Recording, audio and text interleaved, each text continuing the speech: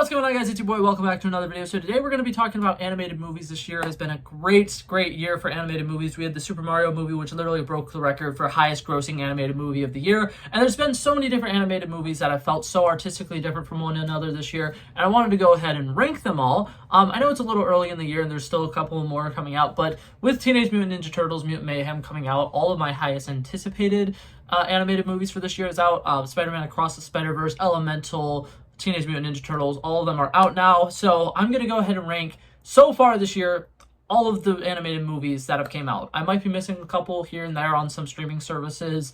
And then I think there was an anime one that came out that I wasn't entirely sure if it came out this year or at the end of the last year, so I didn't include it. But we're going to go ahead and dive right into this. Alrighty, starting off this list in the worst spot, coming in at number 6. I don't think that this movie is a bad movie. I actually had a lot of fun with this movie and I really enjoyed it. I'm talking about Ruby Gillman, The Teenage Kraken. This movie was a whole lot of fun. There was a lot of laughs in it. I went and saw this movie with my girlfriend. It was definitely a good time.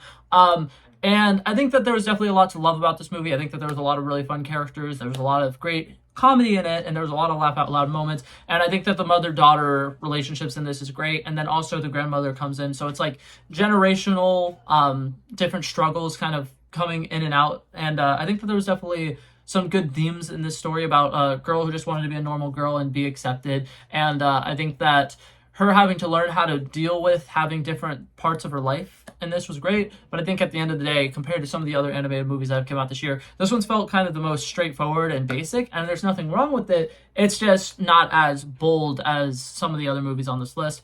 And I think that the villain twist in this movie was incredibly predictable. They basically spoiled it in every single one of the trailers. And there were a couple things here and there that I feel like could have been slightly better about this movie. But that being said, it was still a pretty solid movie. Coming in at number 5, this one actually kind of killed me to put it at number 5 because I thought it was a really great movie, but Super Mario Brothers. This movie is cool. I really like a lot of the things with it. It feels so nostalgic, and it does a great job of playing towards that Super Mario world that we all kind of grew up with as little kids playing on Nintendos. And I think that this movie definitely has a lot of potential, and it has a lot of fun, and if they make sequels of this movie, it can be great. There's a couple things here and there that kind of bothered me. For one, I think that the love story feels incredibly forced, along with some of the stuff with Mario having to be the hero of this story. It's kind of weird how he is the name of the movie, he is the main character, and there are still some sequences where it's kind of like, why is Mario the person who is doing this? Princess Peach in this movie is great and she's fun, but some of the love story between her and Mario feels, once again, very forced. And there's just small things here and there that kind of bother me about it. The character decision to make Donkey Kong like the weird kind of buffoon that he is, it works, but at the same time, it's kind of taking away from like the potential to have him in future movies potentially be like a bad guy. And I think that making him kind of the raging idiot that he is kind of weird, because in the video games, especially his own video games, he's kind of like a father-like figure to Dixie Kong and Diddy Kong, who are revealed to be alive and around in this movie. So stuff like that kind of bothered me a little bit. And one of the big things is this movie feels so fresh and it feels like the cool new Nintendo world. But at the beginning of the movie, there's a sequence where they're plumbing and there's this dog that's kind of chasing them around and going absolutely crazy. And that to me just feels like Illumination doing their Illumination shtick that they have to throw into every single movie. And while it is fun and it's funny, it kind of takes you out of that magical world that you're in for the rest of the movie. It's not by any means a bad movie, it just falls flat in a couple aspects here and there.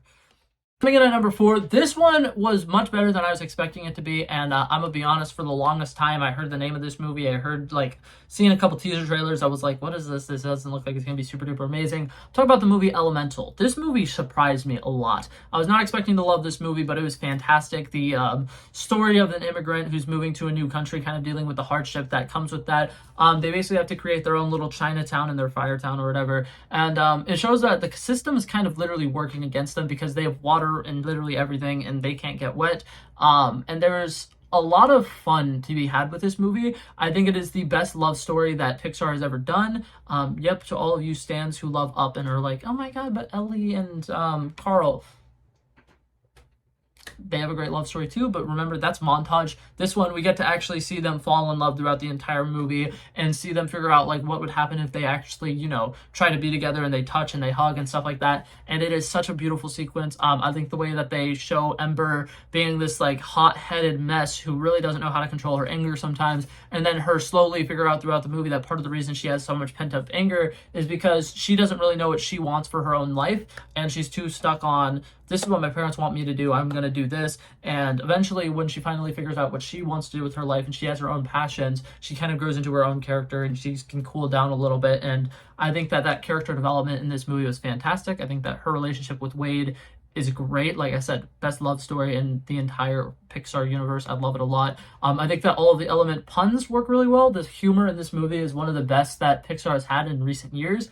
And I had a whole lot of fun with this movie. The animation style is beautiful. The fact that Wade and Ember are constantly like flowing and moving, because that's how it'd be if there's a person who is a fire person and if there was a water guy.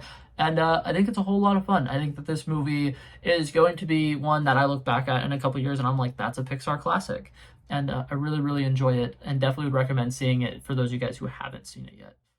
Starting off the second half of this list, we got the movie Nimona. This one was not on my radar at all. This was one that I saw an advertisement for literally the weekend that it came out, and I was like, oh, that seems like a lot of fun. I'm going to go watch this. And this was a beautifully animated movie. This one is really interesting because it kind of takes place in like kind of a futuristic timeline. They have really interesting modern technology. They have phones, they have social media, stuff like that. But they also have like Knights of the Round Table. There's monster slayers. There's people who really just want to be like heroes for their country. And I like the way that they animated this movie. It feels a lot like a story, like a kind of like a bedtime story, something that you would see like if you were to read an old book on like the Knights of the Round Table or something. I feel like it would be drawn in this kind of style. So I really like the style of this animated movie. There are some sequences where they're showing kind of like the backstory of things, and the way that they do it is beautifully well done. And something else that I really like about this movie is Nimona herself is a very complex character. She's someone who is seen as a monster because she can shapeshift, and it's not really something she can control. It's just something that she was born with. And she's kind of like betrayed by the system and outcast, somebody who can't really change her fate. And she's kind of like learned to just stay a monster because that's what people see her as. And something that I like is there's a newly found person who's with her, who is a knight, who is seen as a monster because something really bad happened. And he kind of teaches her, hey, you don't have to be what these people think you are. You can change yourself. You can be a better person. And I like that it kind of shows acceptance in a way that a lot of things don't really do a great job with. And I think that the storytelling in this was fantastic. The direction of this was fantastic. The voice acting was great. The humor in this was really, really fun. There's a lot of cool plot twists that I didn't really think would work. The action sequences in this were fantastic. This was a rated PG movie, but it really feels like it's pushing a little bit higher with some of the themes and tones and messages that they have in this.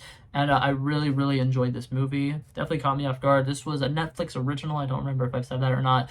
So once again, this is one that if you guys are ever in the mood to watch a little animated movie, this one's a whole lot of fun. I would say bring tissues because there are some scenes that are very emotional, like when they introduce her backstory and stuff like that.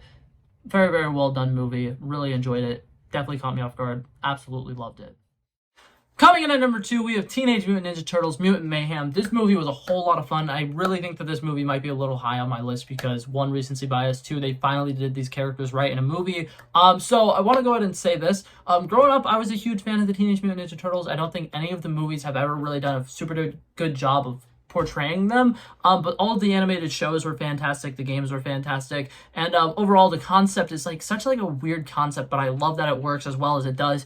It's a whole lot of fun, and when I saw that this movie was coming out, I was very, very excited about it. I was a little concerned with the first trailer. It seemed like it was going to be too jokey, and it was just going to be really immature and for kids, and it is definitely a movie that is great for kids, but it's also got a lot of heart in it and stuff to enjoy for some of the older audiences who would go and watch it. It was a whole lot of fun. I think that the way that they had the turtles do the voice acting and stuff all together really helped create this youthful energy of it.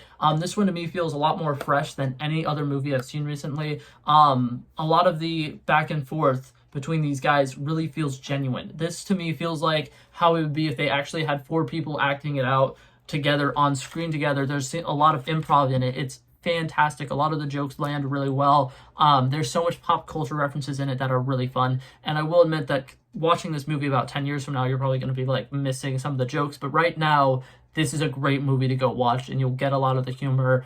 There's a lot of fun to be had with this movie. I think the animation style is beautiful. The fact that they kind of made it like gross and dark and gritty, because this is a city, they live in the sewer. It's not going to be all pretty and beautiful, and there's not going to be a bunch of great colors in it. I think that the way that they decided to animate this movie was fantastic. I think when they have little flashback sequences and they draw it as like a little kid drawing with colored pencils and stuff on a regular piece of paper, it's beautiful. It's great. I love a lot of the heart and soul that is in this movie. I think that Jackie Chan's voice acting as Master Splinter, but who's now Father Splinter, is fantastic. The fatherhood to this movie is a whole lot of fun. Every sequence where they have where he's really being a father to these boys, and he's like, they're my boys, I gotta protect them at all costs, is fantastic. And I love the fact that they gave him a character arc in this where he sees that by the end of the movie, oh my god, I've been overbearing, I've been really controlling, I have to let them live their lives, I need to let them leave the nest. And it is a great coming of age story, not just for the kids, but for the parents who's realizing that their kids are growing up and he needs to let them grow up, which is beautifully well done in this. And then we get to the actual turtles themselves, and they have this story of they want to be accepted, they love human pop culture, they love going to see movies in the park just like everybody else, and they see the movie Ferris Bueller's Day Off and they think, oh my god, I really want to go to high school. It's fantastic. And I love the irony of that, because Ferris Bueller, his whole thing is that he doesn't like high school, and he literally, it's his day off. He doesn't go to school. But I like that they're like, I want to go to high school, and then they go into high school and they show like it's really gross and there's really not a lot to love about high school. But to these guys, that's huge. That's all they've ever wanted, is to go to high school, and they love it. And I think that it'll be great for some kids who don't like going to school to go see this movie and see you should really appreciate some of the smaller things in life, because other people who aren't as fortunate don't really have that. And I think that this movie is a whole lot of fun. It's got great action sequences. It's got great comedy. The soundtrack for it is fantastic. Beautifully animated. All of the voice actors do a great job. Loved this movie. Definitely would recommend checking it out. But that being said, there was one movie that was animated this year that was a little bit better.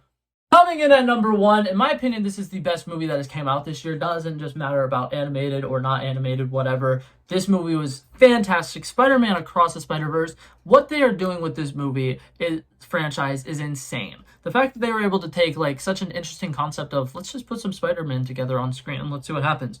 And they've taken that from just, okay, they're all going to be in one universe and they're all going to be fighting together so that they can go home to their home universes, to let's see what happens if we start having them purposely go into other universes and exploring different things across the multiverse.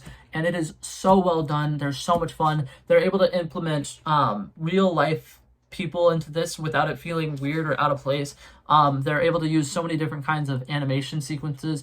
Hobie Brown, the way that he is animated in this is fantastic. When we see Gwen Stacy's world and it's all pastels and there's no hard lines on it, it is beautiful. Everything kind of flows together really well. This movie does a great job of showing representation in a way that isn't shoving it in your face or just shoving it into the script so that they can be better and feel better about themselves. It actually does a great job representing the communities that they're trying to represent, and I love it. It's such a great movie.